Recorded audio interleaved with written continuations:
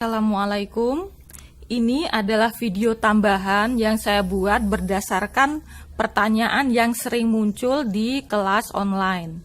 Jadi sebelumnya itu kan saya sudah membuat tutorial, hanya saja mungkin kurang lengkap, kurang komplit. Jadi ada beberapa peserta yang masih kebingungan membuat tasnya yang seperti ini. Jadi ini hanya video tambahan saja ya. Pertanyaan yang sering sekali ditanyakan adalah kenapa ini punyanya peserta, punyanya dia ininya nggak bisa rapi gitu ya, goyang-goyang, kemudian lubangnya nggak baris rapi gitu. Ini kan barisnya rapi ya, lubangnya sudah serasi. Nah itu penyebabnya adalah ketika membuat anyaman ya, sejak awal itu kurang kencang. Jadi kalau membuat anyaman simpul dasar, sejak simpul dasarnya itu ikatannya harus kuat.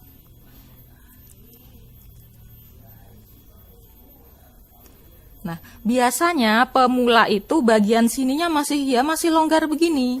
Jadi kalau ini dibuat tas itu tasnya jadinya nggak rapi, lubangnya itu nggak bisa garis lurus gitu ya, nggak bisa lurus. Nah, harusnya kalau anyamannya seperti ini dikencangkan, ini ditarik. Nah, kemudian ini juga ditarik. Nah, seperti ini. Ya, kencang ya. Nah, kalau anyamannya semuanya seperti ini, maka nanti tasnya bisa jadi rapi. Kemudian permasalahan kedua yang sering ditanyakan adalah bingung mau nyambung bagian baris kedua dan seterusnya. Jadi, contoh tas ini ya. Nah, ini kan terlihat lubangnya rapi ya, lurus gitu, rapi. Ini karena semuanya kencang, jadi tarikannya harus semuanya kencang. Biasanya yang jadi masalah itu adalah, sebentar saya cari contoh yang lain. Nah, saya pakai contoh yang ini ya.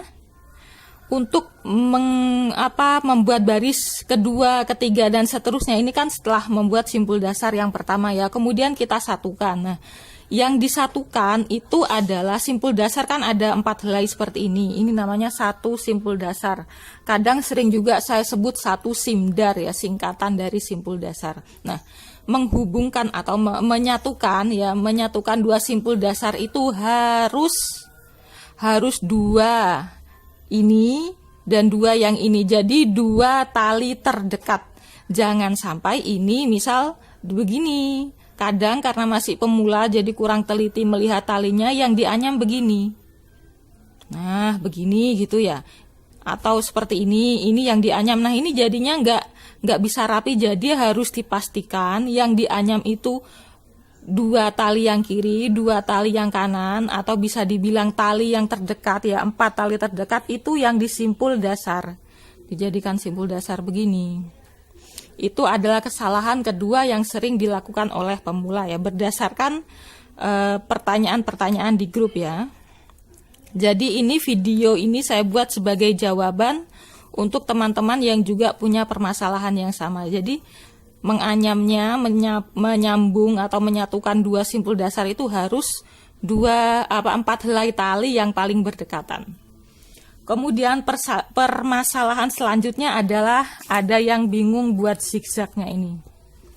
Nah, ini sebenarnya ini caranya sama saja seperti yang di atas, cuman yang di sini berarti nggak dianyam, nggak dibuat simpul dasar karena untuk lilitan. Contoh tas ini hanya saja saya pakai kombinasi 4 ya, 4:4. Jadi 4 warna ganti, sedangkan untuk tas ini 2 warna ganti. Jadi anggaplah ini 4 warna, anggaplah ini 2 warna ganti ya. Anggap ini 2 warna ganti, maka berarti di sini harusnya ada 8 helai ya. Kan 1 kepala 4 helai.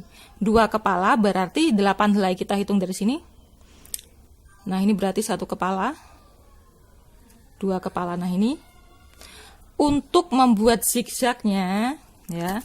Untuk membuat zigzagnya ini supaya nanti kotak-kotaknya itu jadi seperti ini, maka 2 warna dijadikan 1 sudut ya, 2 warna dijadikan 1 sudut. Ini kan sudutnya jadi 1. Cara membuatnya ini ya. Cara membuatnya itu ini kita satukan. Kita simpul dasar dulu.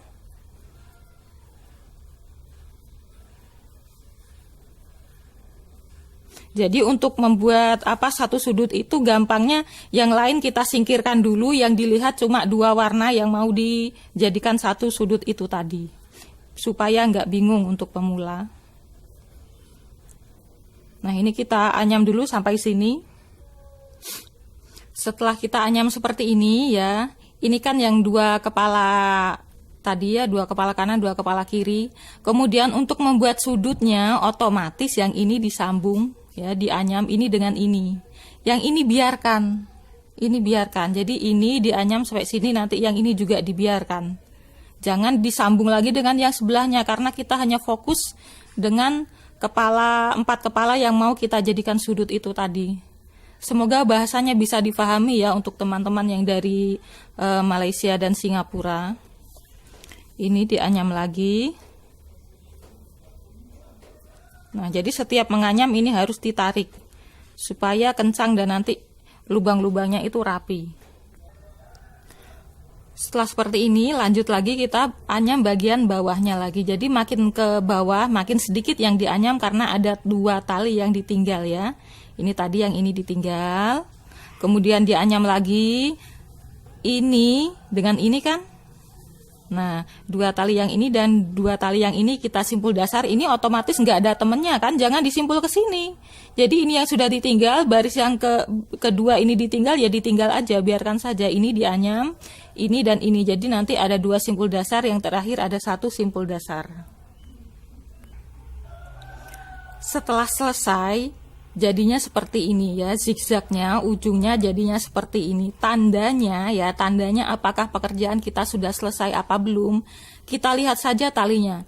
Kalau untuk satu sisi ya, ini kan pertengahan simpul dasar ya. Kalau separuh itu satu warna ngumpul warnanya ya. Ini sudah ngumpul warnanya, nggak ada lagi marunnya di sini, kremnya di sini. Itu berarti sudah betul ya. Kalau seperti ini sudah betul dan ini bisa dianyam membentuk motif kotak-kotak. Ini kalau yang kombinasi 2:2. Kalau mau 3:3 ya berarti segitiganya lebih besar lagi ya. Kalau 4:4 ya segitiganya lebih besar. Kemudian ada juga teman-teman yang ingin membuat kotak-kotaknya itu kecil. Jadi kombinasi warnanya ya 1:1. Jadi setiap satu kepala ganti warna. Nah, caranya juga sama untuk membuat zigzag supaya motif kotak-kotaknya itu nggak campur warna. Jadi setiap kotak bisa satu warna.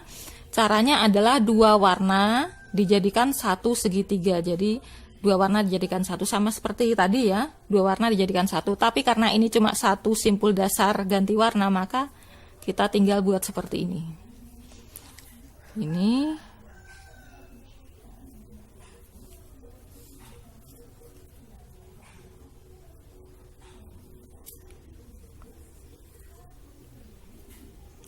nah, seperti ini saja sudah selesai ini.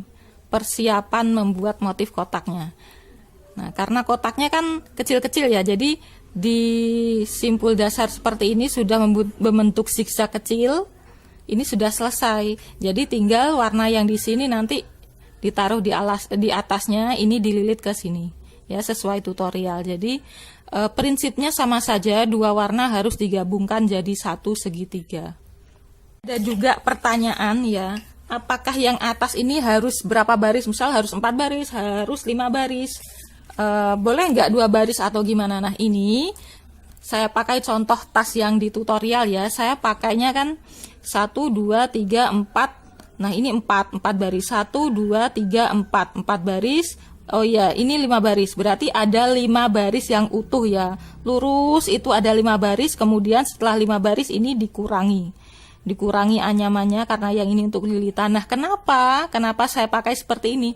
Karena saya mau pakai handle. Jadi kalau dari sini langsung dililit, otomatis kan simpul dasarnya cuma 2 baris.